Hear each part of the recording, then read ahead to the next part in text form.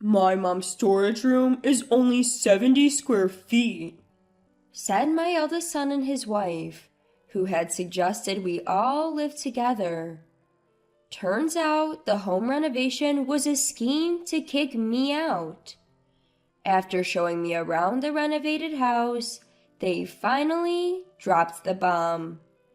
I have a way to wipe the smug smiles off their faces, and now's the time to use it. My name is Sarah, and I'm 60 years old. I lost my husband to cancer 3 years ago, and now live alone. All my children are independent, and I'm the only one living in this old house. My eldest son and his wife have been suggesting a renovation, but I've been hesitant because of the memories attached to this home. All my children have their own families and live nearby. In the end, none of them left our hometown. I'm blessed with grandchildren and feel proud of my life. The only concern I have is my eldest son's wife, Jessica. I found her difficult to deal with ever since my son John introduced her as his fiancée.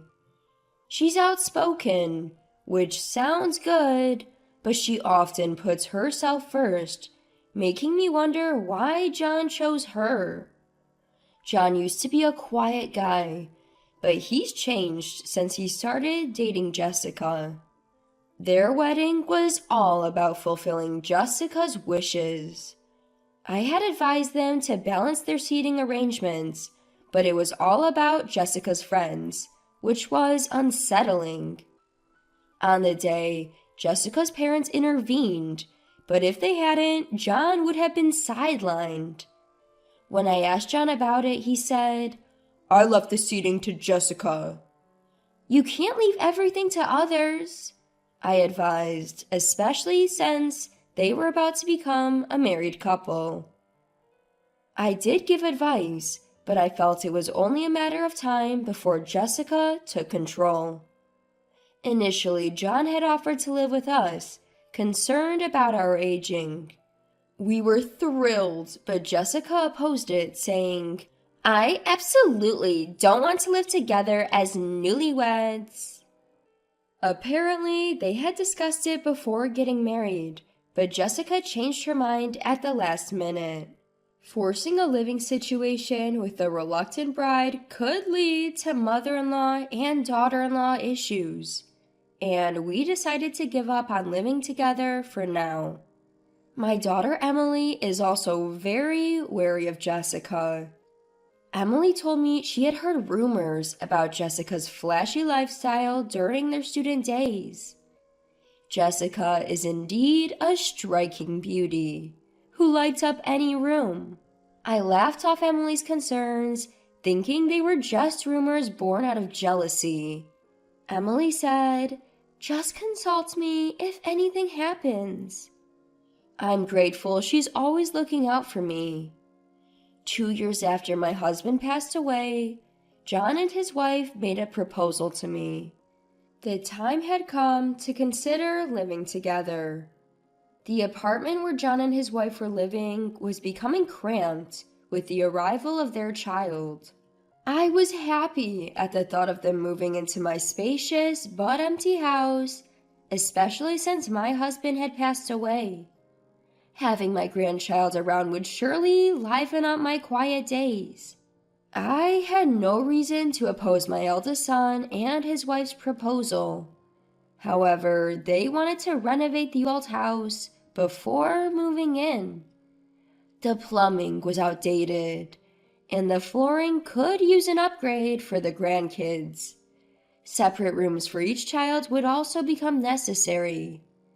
As I age, I had been thinking about making the house more accessible, so renovating now made sense. "Sure, go ahead and make the place more livable," I agreed. And so my cherished home was set for a makeover. From now on, my eldest son and his wife would be the primary residents.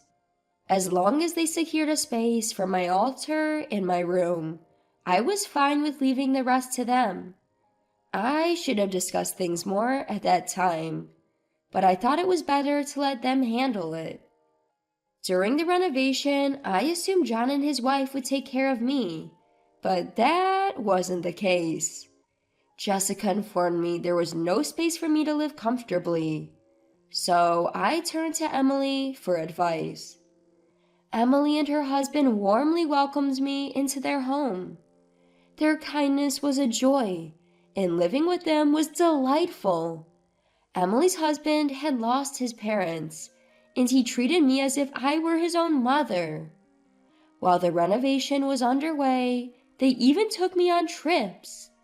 They also contributed financially to the renovation, even though they wouldn't be living there. I told my eldest son to thank them, but there was no sign of gratitude. And they wouldn't let me see the renovation progress, saying it was still dangerous. I was getting a bit anxious. One day, I decided to secretly check on my house with Emily and her husband. Something felt off. The interior looked great, and the construction seemed to be going well. I brushed off my uneasy feeling at that moment. "Where will the altar go?" Emily casually mentioned as we were leaving. That's when I realized I hadn't seen a spot for it. We probably missed it because it was dark. I reassured her, smiling at Emily, who was nervously biting her nails. The next day, Emily seemed concerned. She's more observant than me, and her husband is an architect with a home office and studio. Emily spent some time consulting with him in the studio. I could hear the lively voices of John's children, my grandchildren in the background. That night, after putting the grandkids to bed, Emily called me into her studio with a simple, "Hey, can we talk?" Spread out on the table was a floor plan. "What's this?" "It's the floor plan of our new family home before the renovation, and this one is the new floor plan." I figured Emily must have used her husband's connections to get these. Blueprints, renovation plans, and floor plans were all in Emily's possession. Laying the two side by side, it was clear the house had undergone a complete transformation. It hardly resembled the original layout. "Don't you find it odd? I thought something was off when we visited yesterday." Emily pointed to the new floor plan as she explained. "There's no space for Mom's altar, or even a room that resembles mine." Upon closer inspection, she was right. The place to put the altar and anything that looks like my room are gone. The sunny room facing the garden, which used to be mine and my husband's, seemed to have been converted into a room for the eldest son and his wife.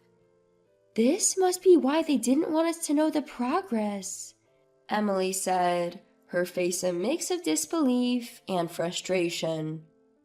I had a clear agreement with John. I kept going back and forth between the plans, unable to believe that none of my wishes were reflected. "I can't believe this." Emily tightly gripped my hand. "Mom, if they're playing games, we can play too."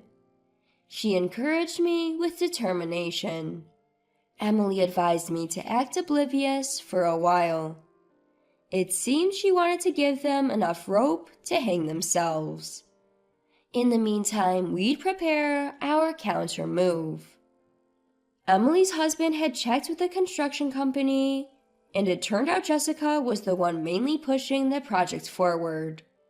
Apparently, she had been quite demanding, causing headaches for the project manager, and they had told the contractor they'd be living there as a family of 4. Emily was so angry she looked like she was about to confront John and his wife right then and there. I was more stunned than angry, my mind eerily calm. "Mom, the renovation will be complete tomorrow. Come take a look." John's message came about a month after my secret visit to the construction site. It seems the work was finally done. "All right, I'll come with Emily and the others," I responded, pretending to be clueless. They were moving in the next day. Most likely, they'd thrown away most of the stuff we'd left behind. I was just grateful Emily had moved my late husband's keepsakes. The next day, Emily, her husband, and I went to our old home. The exterior hadn't changed much, but it looks like they'd repainted the walls. As we entered the gate, John and his wife came out to greet us. Jessica was smirking. She was probably imagining the drama that was about to unfold. I thought to myself, he really married a piece of work. We were shown around the house, room by room. The interior was completely different. Some of the original structures remained, but it felt like a brand new house. We were led into the living room. "It's beautiful. It's like a brand new house." Smiling at Jessica, I said, "It's really transformed into something beautiful." She grinned back, clearly proud, and went on to boast about how she had masterminded the entire renovation. "By the way, where's my room in all of this? And there's no space for an altar either?" "You saw it. Your room is the storage room," John said, mocking me. Indeed, they had shown me a 70-square-foot storage room. It was a room with a tiny window that hardly got any sunlight. Probably the dampest room in the house. 70 square feet is enough for Dad's pictures, right? Hearing John's words, I felt a deep sadness. Where had my kind son gone? They probably thought my silence was due to shock. Jessica was looking at me with a nasty smirk. "Unhappy with my renovation plans? If you don't like it, leave. No need for an old lady here." I gently held Emily's knee as she was about to stand up in anger. Their true colors were finally showing. John and his wife had planned to take over the family home from the start. I understood that their apartment was getting cramped as their child grew. They knew I would help fund the renovation if they talked about living together. It was all a scheme by my eldest son and his wife. "So there's no place for me in this new home, is that it?" I asked, glaring at both of them. They nodded, smirking as if enjoying my dilemma. "Fine, I'll leave." "I will," I said, smiling back at their smug faces. Jessica looked a bit deflated. She probably thought I'd put up more of a fight. I think he probably wanted to tease me more. Emily called in someone who had been waiting at a nearby cafe. A man in a well-tailored suit appeared. He shook hands with John and his wife and handed them his business card. It was from a law firm, and they seemed confused. Another man arrived. With everyone present, I spoke again. "I'm leaving, so I'm selling this house," I declared, looking straight at John and his wife. They were both stunned. We had anticipated this and had prepared our countermove long ago. "What are you talking about? You're the one leaving. We renovated this place." Jessica started yelling, her face turning red. Ignoring her, I signed the final sale contract. This finalized the sale. Jessica's face changed when she noticed. "Wait, are you even capable of making sound decisions? Your signature has no—" She stopped yelling midway. Suddenly, the color drained from John and his wife's faces.